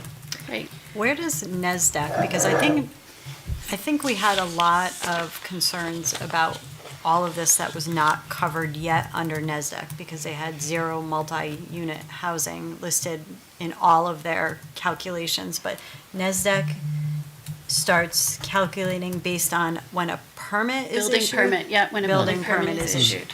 So NESDEC will start catching up a little bit and NESDEC has been Sure, accurate. but Okay. they're going to Yeah. say, "Oh, look, a building permit for a multifamily, house," and it's, townhouses, 5 townhouses. Although the housing for older persons, I'm sorry, that's going to be all single story. What is NESDA? The tool you guys use to predict the number of students. Student growth. The- Each you've so the number of students over the next, what is it, they go out like 5 years? They So it go goes to out 10 years prior and then Yeah. the next 10 years. Yeah, but they've been pretty accurate with They're accurate up predicting to Brookline. 5 years usually, I just didn't know what it was. but we could at any point, NESDEC this fall could look really different than it did last fall if building, you know what I mean? So we still have to be ahead of it, I think, but. And doesn't it, it does come out in the fall, right? Yes. Comes out in Okay, so I October. expect next November, year's is yeah. gonna Yeah. look different than Yeah. this year's. This I'm year's probably curious. won't see a huge bump because I don't know that we're gonna get to the point of all of these needing building permits. Right, I think that we're gonna see the bump next year. okay. Not That's my this fall, but prediction. next fall, October September 2025. 25. Okay. Yes, All right. Because that subdivision and the 30 lots approved before the that, housing ordinance went in, none of those have been permitted. correct. Okay. And yes, it is possible for that builder to say, let me put in all 30 of those houses, but that is not the pace at which this particular builder builds. But they could. All right, thank you. I know you have, I'm cognizant of your time, the 7:30. Thank you, you're more cognizant than I am. Sorry. Oh, I'm just I gonna keep trust her track of because she's looking at the everybody's clock. Any other questions? I mean, I think this ongoing conversation between the meetings we're going to have outside of here, and then you coming in, us going to your meetings is super helpful. I And- agree. I agree. I think we do need to keep this conversation going. Yeah. It's helpful to me to hear what you guys are concerned about. And I hear that one of the things you guys are seeing is that concern about when people downsize, that they leave that big house. And of course, you know, even if a couple moves in there, then suddenly they're thinking, oh, let's fill all those bedrooms. Yeah. And they do. Yeah. Because Brooklyn is a wonderful place to live, but I think having a variety of housing types, having a diverse community, I think those are things that are going to make us a great place to live in the future too. I agree. Thank you for coming. We appreciate it. Okay, thank All right, you, thank and you. I Good luck at your appreciate you next guys being meeting. flexible.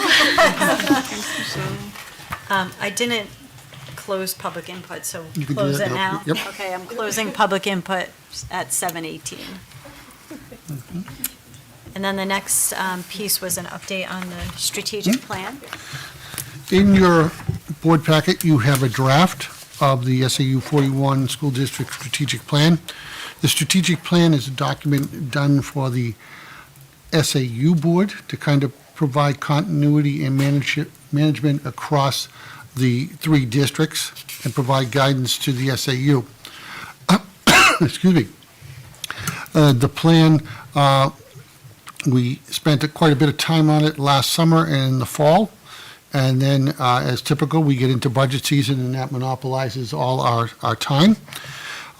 This spring, it'll be at the May SAU Governing Board.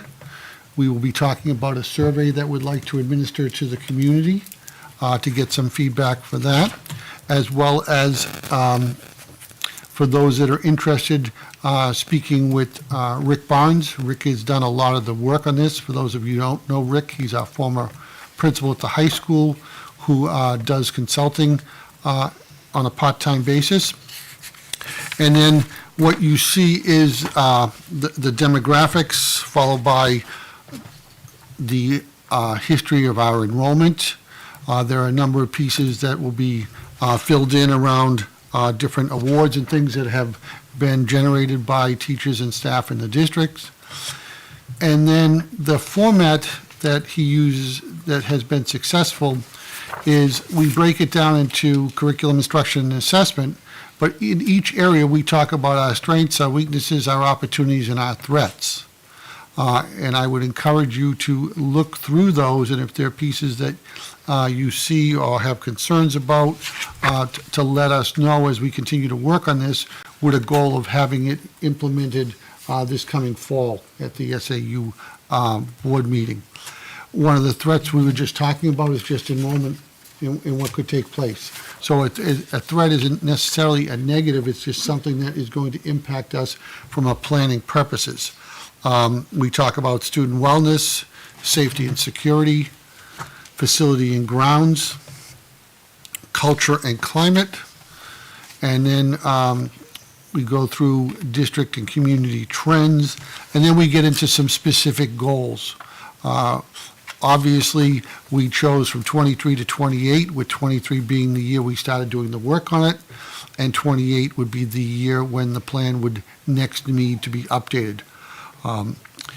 Between Rick, Gina, and I, and other people within the district, we feel we're on a very solid path to develop a very good strategic plan. We chose to do it internally because when we looked at this as an external document or a consulting firm, bids range from $75,000 to $80,000 for strategic planning. And yes, that may be worth it, but when we were looking at where we are from a tax base and a planning base, our first priority has to be the students' needs. And this is something that we feel quite confident that we can pull together and do in-house. And I'd be happy to take any questions about the draft or any comments that you had, knowing full well that it still has a little bit of a ways to go. And we're also looking at it as a document that Gina and I will work together from in my last year, and then it'll be the springboard to assist with her transition planning and those type of entities for her first year. Thanks, Andy. I just had a couple questions about the survey to the community. Like, how does that process work? Could you talk? Is it a Brookline kind of focus survey? Is it a SAU focus survey? How does where the questions come from? Just I can actually provide that. It's more of an SAU focus of the bigger umbrella. And then what we have traditionally done is the individual boards kind of take their direction from that umbrella. But we may be focusing on, say, curriculum, maybe it's writing in Brookline based on our SAS results, and in Hollis, it's math. So we aren't necessarily always in alignment. We try to be in alignment when it will facilitate budgeting. The example on that would be the math program. We're also going to be talking about this coming year literacy and a literacy program. And the reason we do that is because it increases our buying power. A lot of times, if we were just to go out as Brookline or Hollis or even the co-op alone, the salespeople really aren't that interested in giving us the freebies that we need. When all of a sudden you change that to 2 districts, it drastically changes. The survey, the difficult part of the survey is always the community members who are not associated with the schools. So we'll look to utilize the libraries, different places within the community where those individuals who aren't necessarily always tied in. School community is relatively easy because of the alert now, the email blast. The other thing that Rick has proposed, which I believe we will be doing, is to do some couple forums where we'd utilize the high school and people can come and kind of just give us their feedback, maybe experiences they've had or things that we can incorporate. Separate from this, but a project that was done and completed a couple of years ago was the portrait of a graduate. So we spent, all 3 districts, a lot of time looking at what did we want the 12th grader to look like in June. And then we started a backwards by design program where we know where we want to end up, what do we have to have at each level. So when we start to put those different pieces together, it facilitates our budget. And one of the things I like to try to do is instead of building a budget, we have a plan. So my goal is to budget the plan. And then if we, for whatever reason, we simply don't have the dollars that year, we just adjust the plan. So maybe something we wanted to do in FY25 now just gets bumped out to FY26, similar to what Michelle was talking about with the CIP plan. But this allows us to kind of to monitor that. Typically, what I've seen in most instances, a 5-year plan for a school district is probably closer to 7 or 8 because of the reality of the training, the turnover. We see sometimes groups of teachers have come in together, and we're going to face that in a few years where a group all came in and started their careers here. and they're all going to exit roughly the same couple of years. And we lose that historical piece and that knowledge, which is critical to really the long-term success, you know. And then it will also help us facilitate where we need to go when we are negotiating teachers' contracts, you know, in terms of are we attracting the candidates that we want, as well as where we need to go with administrative personnel and those pieces. Thank you. Can I just ask a question about, it says communication with a question mark. So I'm curious what that is. Well, the communications piece is, the SAU board has asked me to look at more of a, what I'll call a communications plan. Okay.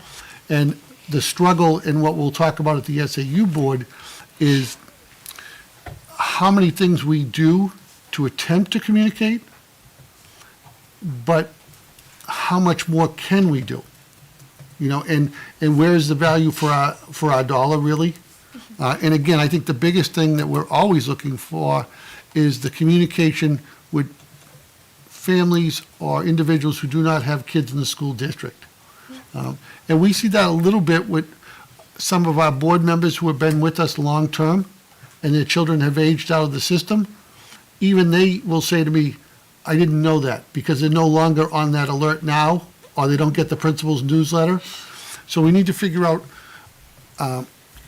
how do we try to get those out, because just putting them on SAU web pages and web pages, community members don't know when to go there, and they only tend to go there when they have a specific question. And anytime you look at our web page with 4 different entities, it's very difficult for folks. Maybe this isn't for now, but just as you were, what you just said triggered something for me. Like when I first moved here, I went to the town website and I think I signed up for every single email alert possible from every single town committee possible because I want to know what was going on. Why could we not have a similar sign up and have a listserv to send the superintendent, to send those school blasts out to outside, to our community, but not those who are directly tied to the school community, but our actual community? Why could we not consider that as a second step of communication to Brookline residents to allow them that opportunity to be on that listserv? I believe, and I might say the wrong thing, it's called an RSS feed, and we're looking at our capabilities to do that. So what would happen is, you, just like you did, you would go to our website and put the information that you would like. And then when there was a board meeting or something like that, you would get an email notifying you that an agenda has been posted and that.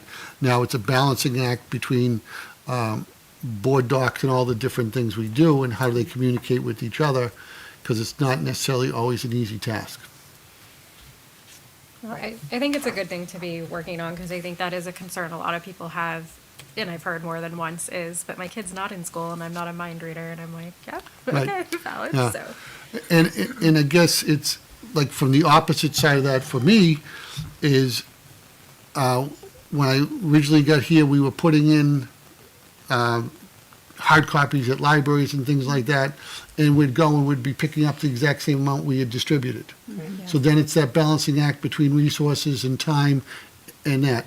And when you think of, like, we stream all our meetings, you know, we do so many things to reach out, but we just live in a world that's very, very busy. And just think of our own schedules of trying to make it all happen.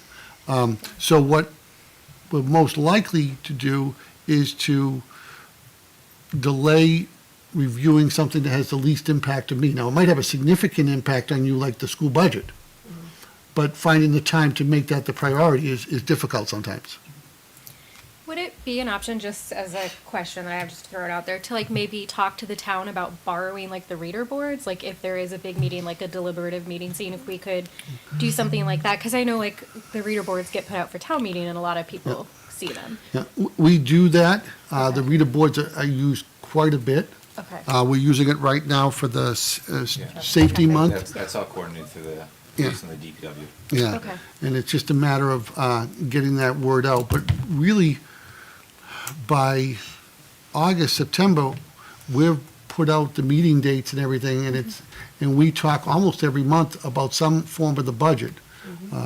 So it's kind of a bigger discussion for the SAU board, because we want to make sure that wherever we put our manpower is going to get the biggest return. Yeah, I think to that point of it being an SAU-wide strategic plan, just kind of, and I realize it has to be this way, but I just wonder between the two towns, Hollis and Brookline, I think we're going to be experiencing probably more change and growth. And I just wonder between, updating the strategic plan, working on the CIP, maybe doing an asset management plan, like, is there a way to have kind of all of this information be more like centralized, or work on it in a way that looks at the big picture and down the road? I guess I'm really interested in helping us, I think, as the school board for Brookline, think about our specific needs and growth and future, and then how that does roll up into SAU, like in this document. I would say, and this is coming up at the end of my 10th year, that this is the first time that we've had a conversation with the select board on an issue, and it happened to be voting. But I think what came out of that was looking for greater collaboration. And I think one of the differences between the two towns, just from my vantage point, is the budget committee in Hollis governs the select board and the school district. And it's their budget. But here we have the finance committee that is, offers input, is an advisory board. So, like when we start the budget process in Hollis, they give us what's called guidance, whether it's Hollis or the co-op, and that's the number they want us to come in at. We don't have that process here, but I think the discussion, and Brian being at our last meeting, I think this board and the Board of Selectmen have opened up new lines of communication that I fully support, to go to your point. Yeah. Yep. Yeah, I wonder if there's another maybe committee we could look at, or something, if there's appetite with other members on the board to think strategically about this plan and to offer maybe some of our input, seeing as how these meetings aren't work sessions, and then, so that it's comprehensive, or it's really kind of encompassing of what we really think is coming down the road in the next 10 years. Yeah, so I would say that, as I mentioned, we can bring back that CIP conversation at the board level, so you have that lens, that long-term planning lens. And then one thing that we do every year at the co-op board, and we do most years here, is we start the fiscal year with a conversation from the board about what are your goals, what do you want to see, and that's sort of what drove this SEL curriculum. That's what drove some of those budgetary initiatives.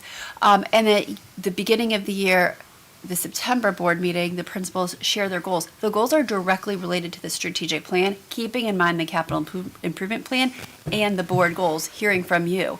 And so that cycle of hearing all those component parts and then hear the goals, finishing up in June with a report out on those goals, that is that single unit of all those really important pieces. Because I think if you just look at, I'll use SEL as an example.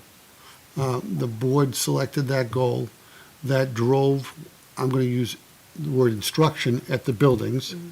It facilitated the budget in terms of we put in hours for a social worker, and we reduced, we increased staffing in some critical areas of need. So I think it's happening. I think the key is that the discussions need to take place, like we'll be wrapping up this year, and Dan and Tricia will do their presentation, will start next year, and that's when we have to look at the strategic plan. What elements does the Brookline Board want to focus on? It doesn't necessarily have to be the same as the Co-op Board or the Hollis Board, but if it stays under that umbrella over time, we're ensuring that a child gets the same, experience from that academic end, but at the same time, giving the board flexibility to identify areas that they see as critical and either allocate resources or develop goals to get there. Yeah, so I guess I just wonder how then we go about working on it as a board or a committee. I think I find it to be really a critical inflection point for us right now. And I think, diving into the report more and considering everything else that we have going, I just would love to see us maybe have some formalized work around it. I think in the board level. I know, what I'm hearing is we do have that, but I think what you're talking about is diving into the plan itself, and any one of us can do that to inform those discussions that we have throughout the year. So what I'm hearing, and maybe I'm just trying to bridge the gap here, that we are giving input as to what we think is strategically important regularly at intervals throughout the year that does drive both the budget and curriculum and all of that. I personally what I don't want to see us doing, we haven't even talked about the committees we have for this year, and we've added several, is doing things in 4 different ways and not efficiently. That's my only concern about that. I love strategic planning. I think it's interesting, and this will give us an opportunity to go and look at it again, but we have that opportunity every year. So I think maybe just using the current process rather than creating a whole new process is what I would be in favor of.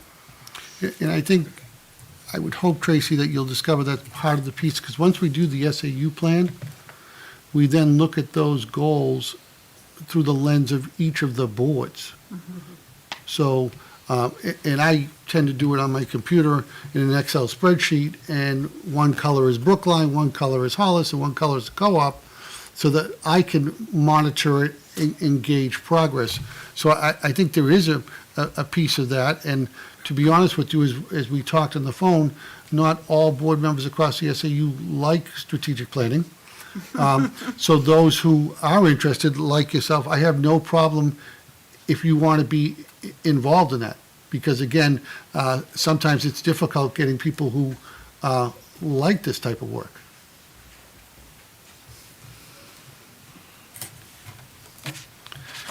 And you will see it at the SAU board in May. May 9th. May 9th, thank you. What's that, 2 weeks, 3 weeks? 3 weeks. Before you know it. Andy, can I ask you one more question? And I apologize if I missed this, because I was reading and listening at the same time.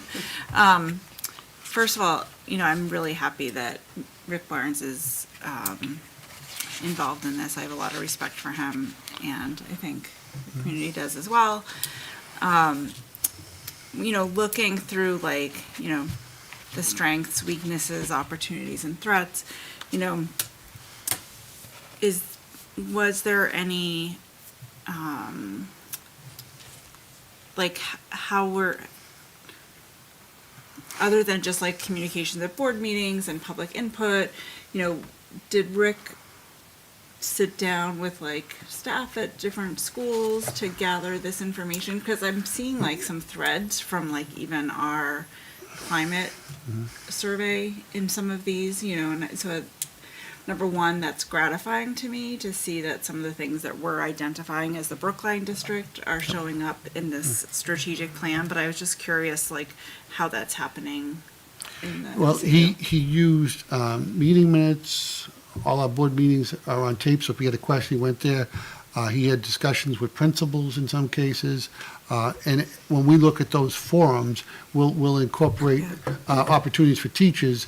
I don't know if we'll get 5 teachers to show or 50 teachers to show, but they can be involved as well. But I think I agree with you, Kelly, when I read through it, because I just stayed out of that point because Yeah. it was more important for me to see what others had to say.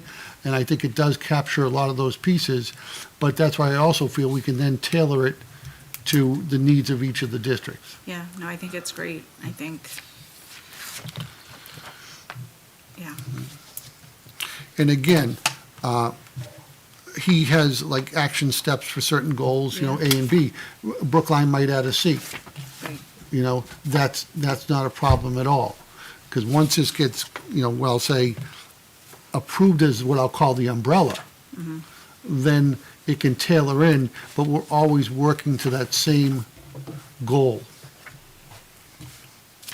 Yeah, no, I think it's great. I look forward to those forums, and I look forward to the May SAU governing board meeting. I know. Yep. All right, anything else? No, thank So, you. and Tracy, we can continue to put the strategic plan on the agenda too. It's just a discussion to, even so we all are getting Yep. to know it better. Because I know if it's on the agenda, I'll look at it. If it's not, I might not. Yes, that'd be Almost a great. given. And then just if we do have, the May SAU governing board, is that just to approve this format? Or are we looking to, I guess I'm just not sure what we're doing in the May. Is it just to approve the format, or should we be sending information or edits? Or It's to approve the format.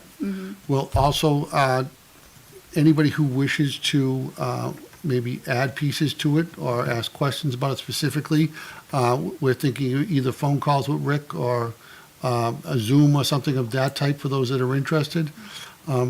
Because the tighter we can make this, honestly, it makes our work at the SAU much easier.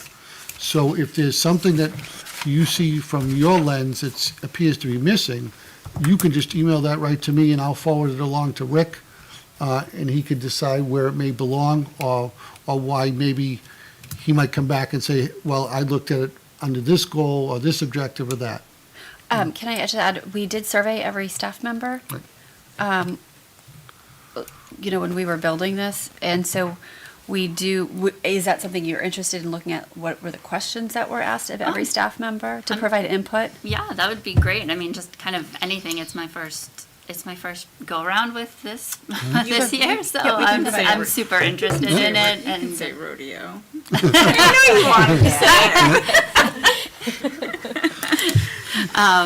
so yeah, I mean, I'm just it's something that I'm just super interested in. Yeah. So any information that we have that can be shared. Absolutely. All right. Anything else on the strategic plan? No? Okay. All right, so now we're moving into the portion of the meeting to talk about committee assignments. So do I just go into, and then we'll do motions? Okay, so each of you, thank you for emailing me. And I tried to accomplish two things putting this together, and then we can open it up for discussion. Number one was keeping continuity with people that have familiarity with certain committees. So Kelly's worked on policy and Allison has worked on finance, but then also trying to incorporate people's interests and desires. So with that being said, I'll read what I put together and then we can talk about it. We did have a main person and then an alternate, but I checked on that, and for most of the committees, we really just had one person. It gets to be pretty dicey with an alternate for everyone, but so let's talk about the main one, except for a couple of the committees where we decided, like Tracy and I both should be on a committee. Okay. All right, so for the Brookline School District Policy Committee, Kelly was interested in that. I think that makes sense. Thank you. Brookline Finance Committee was one of the ones that nobody was really jumping on, but Allison has experience with. So Allison, thank you You're for welcome. hopefully taking that assignment on. The teacher luncheon I gave to Johanna because it's a one-day thing, but I did have Allison as an alternate, but more so that you could explain the process to her, because you and I did that. You helped me last year, and we, before last year, we weren't doing it on the right day and all of that. So I want to make sure when I was in charge, that, no, I really want to make sure we get that done on the day it's supposed to be done and all of that. And Gina knows all the details of the ordering and all of that. But that way we have 2 people on it. Construction and renovation, Tracy was interested in that, so Tracy, you've got it. The Wellness Committee is something that I feel like I've neglected, and that Johanna, if you don't mind, it's a monthly Zoom meeting. Zoom is great. That would be great. The Governing Board Budget Committee, again, Allison, if you're willing, because that Yep. goes along with budget. Yep. The Governing Board Policy Committee, I again thought Kelly, since you have so much experience and we're really moving through that. The Superintendent Performance Evaluation Committee was one that Allison and Kelly were interested in. So Allison hadn't gotten anything that she wanted, so I was hoping that maybe Allison and Kelly could do it together. Absolutely. That's okay to Yeah, have if we two. could Is go, that allowed? that would be Yeah, great. that'd be great. The only thing, just for informational purposes, I think at the SAU board, you'll be discussing more of a transition process Right. than an evaluation process. So, Yes, and so that- I think your expertise, will come in handy, but it's not the traditional, roll it up in this. It's more of how we're going to structure the goals and objectives for the completion of Gina's first year. Yep. Okay. Yep, that works. So we'll have both. For the Brookline Planning Board and the Town Capital Improvement Committee, I really do think they're so tied together that I appointed myself, well, if we approve, myself and Tracy to both of those, as to have 2 liaisons. Also, because if it's a night meeting that she can't make, but I can, I think we need to. The work is going to get bigger. And then the SEL, did we ever form an SEL committee? No? Okay. All right. I know I had expressed interest in that, and because Johanna didn't get it, not that she didn't get anything that she was interested in, but that's your background too. Yeah, I yes. thought that Yeah, she could be the second for that. I want to make gift bags for the teachers. Like, I make epic gift bags. Okay. I Yeah, have you could famous do- gift see, I'm bags. not good at that. I can chat, I So can you write. go, I'll take a gift Allison, bag. you'll be the office. She told me last year, she whispers to me, I make killer gift I bags. do. We're gonna have fun, and I'm Don't like, forget Oh, about perfect. Anybody I can feel help. bad. Ask Dan. I Dan, feel bad. Madison gets the best gift bags That's from the great. preschool. Have you not seen the gift bags I sent home? clearly not. Dan, come on. I feel like, They're great gift Typical And dad. anybody Yeah, that that's wants great. to attend the teacher luncheon, it's traditionally on the first day of professional development, or second day of professional development before the school year begins, so the more the merrier with that. So any major opposition or thoughts Okay, we're good then. We'll be- on this? Is everybody okay? yeah, no, we're fine. We're excited. We're excited already. Gift bags. Bursting down here. No, I'm totally cool with, don't say anything I didn't want, like, I like, I'm a numbers person. So. Actually, you know what, you did volunteer for did those, I volunteer apologize. for those. Maybe I was Like, looking at it like, you're that's the you last didn't thing get I want to anything, do. and like, it's something like, hey, I'll stay on these. Yes, you did volunteer, I apologize. I couldn't remember who did what, but there was 1 or 2 where nobody was really excited, so I just had to appoint. But you're right, you did volunteer for your budget piece, which you've done a great job with, so I appreciate it. And I think that balances the work out between all of us. If we're okay with not having alternates for the rest, because that was a part that was mind-boggling a little bit, but if we need it, I was gonna say, I think if any of us just have conflicts, if something that can't be rescheduled or can't do, we'll reach just out. call maybe each to- other. We'll just reach out to you, Colleen, and maybe you can facilitate so we don't have like a group email or anything, but. sure, yeah, we can always do that. So if you can't make something and you don't have an alternate, reach out to me or reach out to Tracy and we'll Figure it out. reassign. Yeah, I'm great at sitting and taking notes. That's fine. And then passing them to the appropriate. Yeah, I just Yeah, wanted. okay, thank you. All right, so I'm going to make a motion to approve the appointments by the chair as we just talked about. Is there a second? I second. And voting?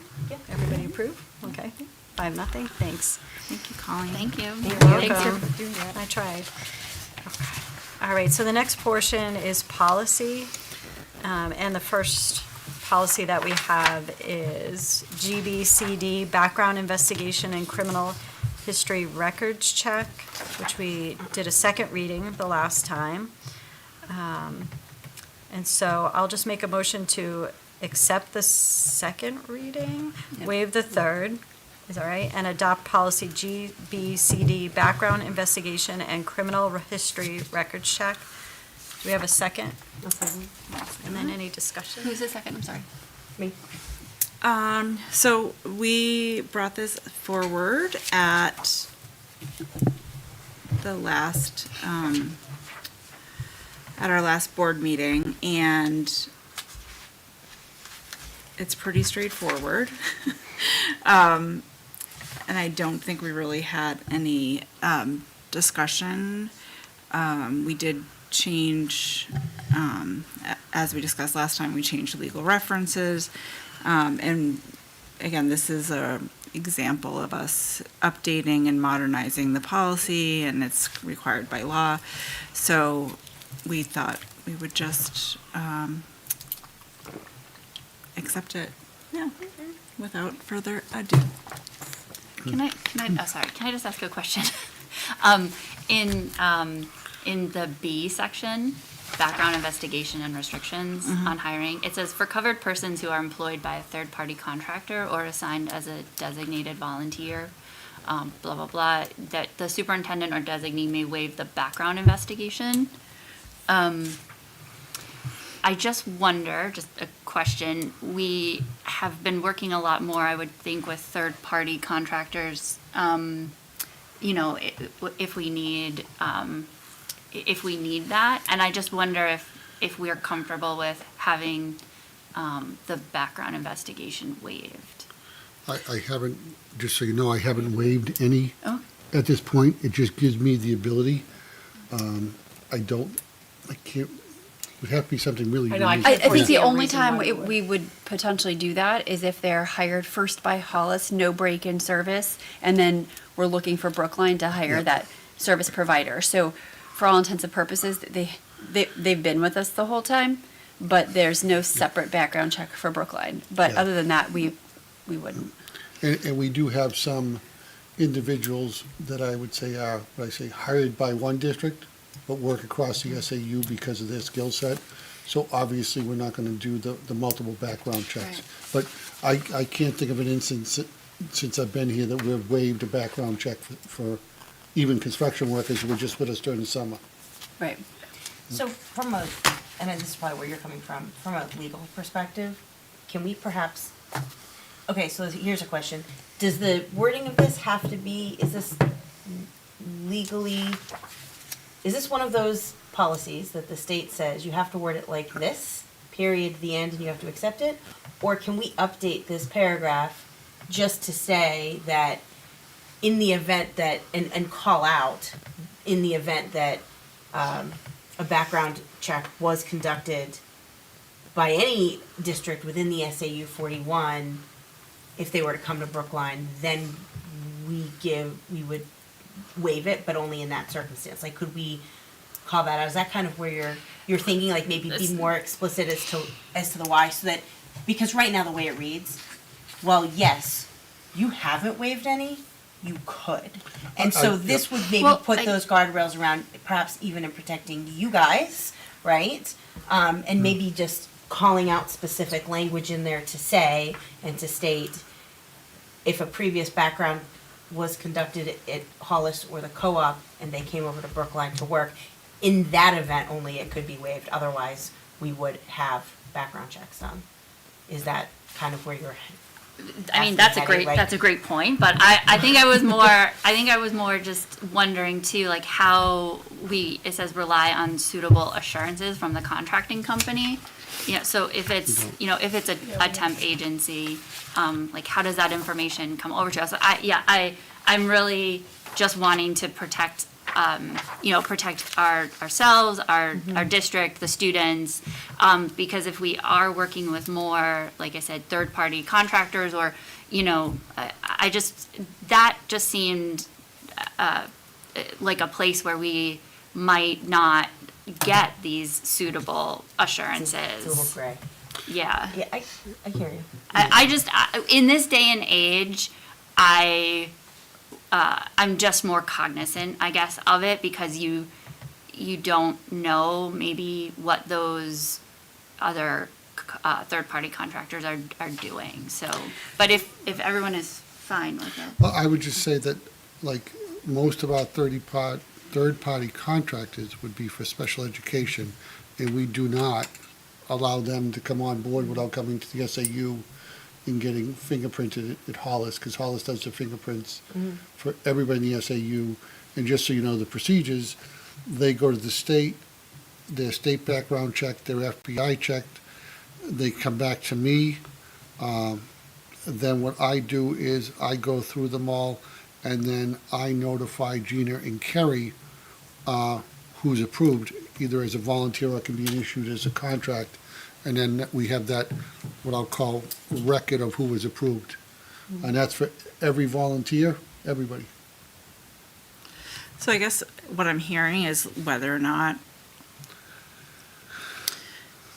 if we're doing, because sort of that's who I think of when I read that sentence, is I think of, someone who's a contracted mental health provider or, a special education professional, that they're going to come with, a background investigation. But for me to hear that, like, even in those situations where, someone probably has been through a very robust, background investigation, if we're not relying on suitable assurances in that situation, I wonder if we should either wait, take this out or just say that. The only reason I would leave it in is because on rare occasions, let's say you moved into Brookline and for whatever reason, you're someone whose fingerprints will not print. The state allows you to go to your local police chief, who then submits a letter to me, basically that you're in good standing. That's the only exception to it. So that has happened. Yeah.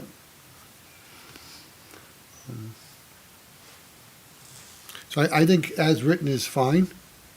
I think that would be the only thing I can think of during my time.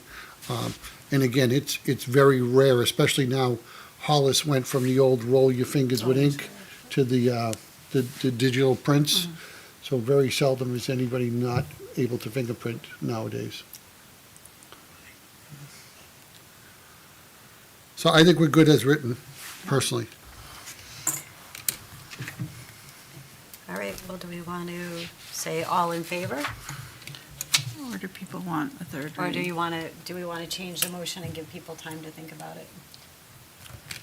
Just to accept the second? I mean, I think maybe a third reading, just because it does sound like there are some questions, if that's. All right, I'll make a new motion. I will motion to accept the second reading of policy GBCD, background investigation and criminal history records check. All in favor? Thank you. All right, so the next one is, I'll make a motion to accept the first reading of, that was at this, sorry, I'm a little behind. A motion to accept the second reading of policy JKAA, use of restraints and seclusion. Is there a second? I second that. Kelly seconded? Okay, and discussion. So I had a question about this one, about, Kelly, maybe you guys can fill me in on this. Is there a debrief that happens, like if a restraint or seclusion has to happen, is there a debrief? Is that something that we should put in the policies so that it's known, or is it just kind of known?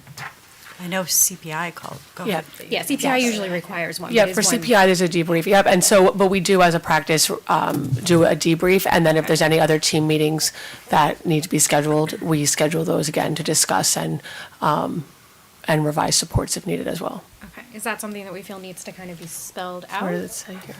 Or- It's usually listed in the forms that we fill out. Yeah, it's in our Forms that we fill out, forms. it talks about, Yeah, no, What- I'm thinking more just from like the viewpoint of a parent, if a parent is reading this policy, It's more like. procedural. It is a procedural Yeah, piece okay, that's in our so would forms, yeah. they, I think I'm trying to err on the side of like, if I'm a parent reading this and I got notification, am I aware that a debrief happened, that meetings are being scheduled? That's what I'm thinking. Yes, that's on the form That's that on the parents form, receive.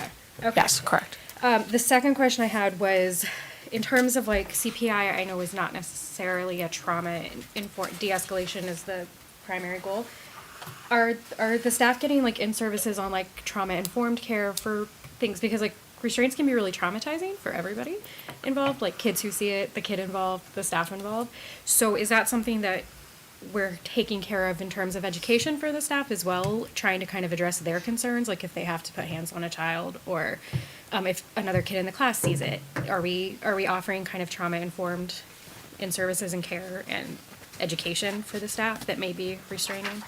Yep, so the staff that are CPI trained get more intensive training regarding that, but we're instituting, beginning FY '25, de-escalation and reframing and training for all staff in regards to, from the de-escalation process on, so everyone has a working knowledge and awareness of the process from beginning to end, should different techniques be needed. Okay. The last question that I had about this one was just, last meeting I asked who kind of does the assessments in terms of like the physical, mental, emotional, and I was just kind of whoever shows up. Usually an administrator, I think, was the answer. It could be. Is it worth having, I was reading in the policy that if a child has to be secluded, that they can ask for a trusted adult. Is it worth, and there was a kind of an order that had to be followed for a child in seclusion. Would it be helpful for us to put a similar order in the policy of who would be assessing an emotional, mental state? Because I mean, again, from a parent point of view, that would be a question that I would have if this was a report that I was getting. And noting that we had listed it out in the seclusion, should we consider listing it out for the restraint also? Again, that piece is part of our forms and our procedures also, who that is, and then there's a reporting section for who was involved, because again, it may vary depending on the incident. So I think that might be harder to outline because it could be a variety. And it is part of our paperwork as well. Okay, I think as long as it's getting listed and noted, Absolutely, and a parent it is is, being yeah. informed, because that's my big thing. It's just Yes. like restraints can be such a hot topic, Yep. and the information and like how quickly a parent is informed can be a very important piece of that. So I just want to make sure that we're providing to say, like, protect ourselves and our kids and our staff, that all of that information is being sent on, so that if a parent is reading this policy, they're not saying, well, they didn't tell me this, they didn't tell me this. that Correct. kind of thing. No, absolutely. All right, anything else on that? All right, so we can vote, all in favor? All right, great. And the last one is, I'll make a motion to accept the first reading of policy EBCG, communicable and infectious disease. I just need a second, I will second that. and then any discussion. Yeah, so EBCG is a new policy for all 3 districts in our SAU. And basically what schools had before were primarily around lice. In terms of health exclusion. And so this policy was drafted by the NHSBA in July of 2020. So it is to address all contagious or hazardous conditions that may require a student or an employee to be excluded from school. So not just hepatitis B, but also COVID and other respiratory illnesses. And so what you see is, I just want to pull up the copy that we sent to you. So this is similar to, almost identical to what is in the sample policy, with one exception where we made a change. And that change is B to D. III, yep, testing, social distancing, and other extraordinary measures. So we struck the word mandatory in front of screenings and mandatory in front of use of personal protective equipment. because there is legislation still pending Senate action in the New Hampshire legislature to prohibit a school district from requiring masks or PPE, so that, as a district, we don't want to put in that we will be implementing mandatory screenings or mandatory use of protective equipment, when that might be prohibited by law. But so that, there are certainly other actions we can take in that circumstance,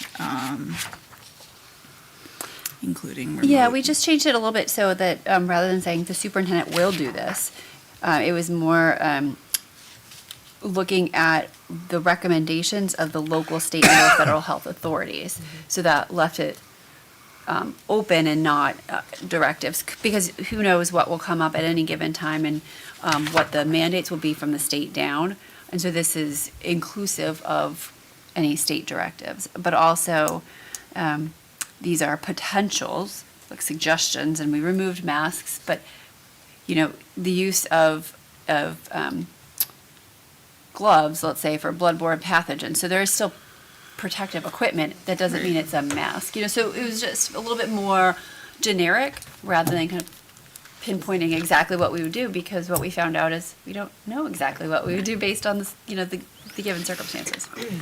Right, and certainly if the state says, people should wear masks, and then, we will follow that guidance. And hopefully we won't be in that situation ever again. I vote for that. I'm good with that too. Let's put that in the policy. If you were calling out, or specifically pointing out such things like social distancing, masks, et cetera, in E at the bottom of page 4, midway down 4, you've got that as examples, so I don't know if you want to just revisit the wording there. Additional precautions may be recommended, and I understand it's a maybe, and I get that, but if some of the terms are a little,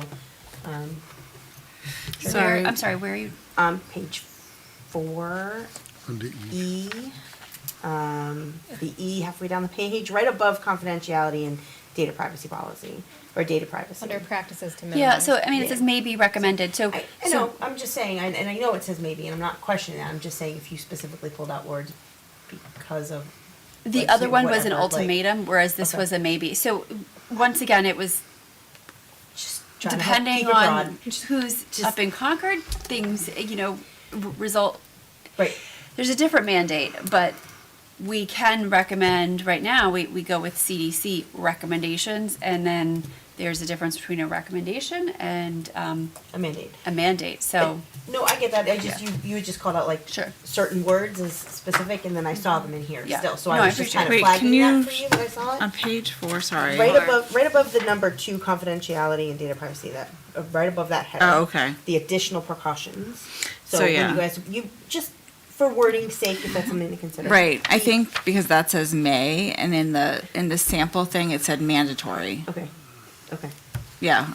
I wasn't like fighting that. No. that part. No. She just used the masks and such. Yeah. Because I know that can be a hot topic, to then still see it in here. Sure. Yep.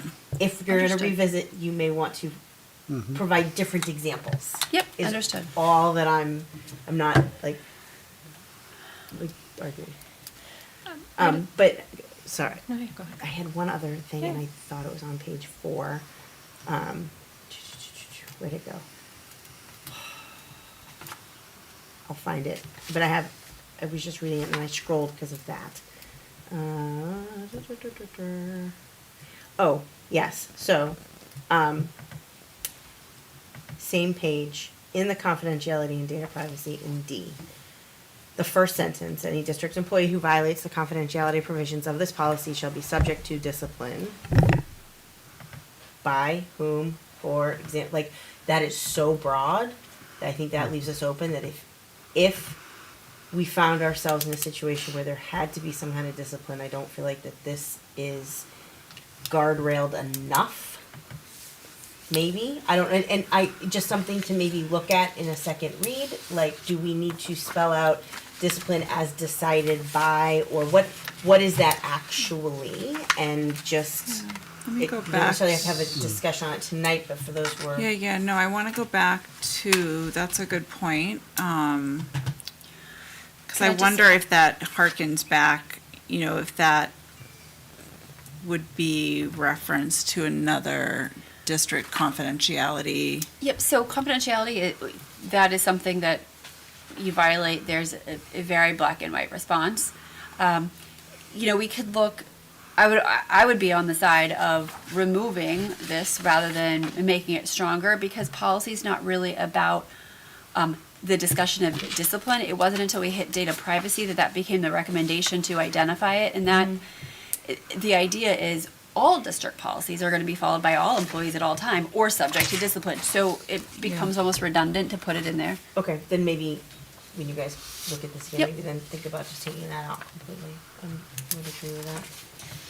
I Thank have, you. just one question. So looking through here, I know it says, I think, under special circumstances and conditions, and then there was one where it's like special education could challenge. I think I'm in the first page. Where was it? Oh, yeah, first page, number 3. Yeah. Yep. Yes. Page one. Thank you. Yes. So I guess my question is if a parent challenges, right? Like, so let's say a kid gets sent home with pink eye, and a parent goes, "No, I took him to the doctor, and they don't have pink eye," and they kind of challenge us and say you're keeping them from education. How is that addressed? Sorry, hold on, I'm just reading. Are you stating that the doctor a doctor has provided me a medical diagnosis as no pink eye? Well, I mean, I'm just saying, from personal experience, went to an appointment once and was told, it's just a little pink eye, here's some hand sanitizer, and you'll be fine. All right, the doctor said it would be fine. Okay. So I'm just saying that a parent may challenge, and we just may have different variations or interpretations of what the doctor said was fine. So is there a part of this policy that kind of guides how readmittance would happen if we still suspect there's an issue and the parent wants them back in school? We're hard pressed unless we have a medical opinion of our own, which we don't have within the school, to argue with a medical provider. So- whether or not we agree with it. Right, so, but would we ask, so I'm just saying, would it need to be in is it in the policy that, like, we would need medical I guess that's my question. In writing, I guess is what you're saying. Yes, like- a parent can't just say. Yeah, so like a parent can't just say, oh, hey, I took, like, would we be asking, like, would it be part of the policy to be asking for, hey, a letter from the, no, okay. Nope. Okay. It's similar to, I mean, if you think about what we see quite often, is our return to learn, concussion protocol, Okay, and return to play, yeah. where you get doctor's notes. Whether or not you agree with them, it's sort of. No, I we think don't I was have just the more asking, expertise like, to do we say. need a doctor's note? But you're saying we don't need a doctor's note, okay. All right, anything else on that? All right, we can vote, all in favor for the first reading? Okay, great. Okay, so I'm gonna make a motion that the board by roll call go into non-public session. Do you have a topic? I don't have a topic. We don't have. we don't. there's Oh, we don't have no- any topics? We just always have it on the agenda. Yeah, we always have it on the agenda, but there's nothing. Okay, All right. so then do I make a motion to adjourn? Yes, you do. Okay, I'll make a motion to adjourn. I'll second. Okay, all in favor? Thank you all. Thank Have you. a great Thank night. you.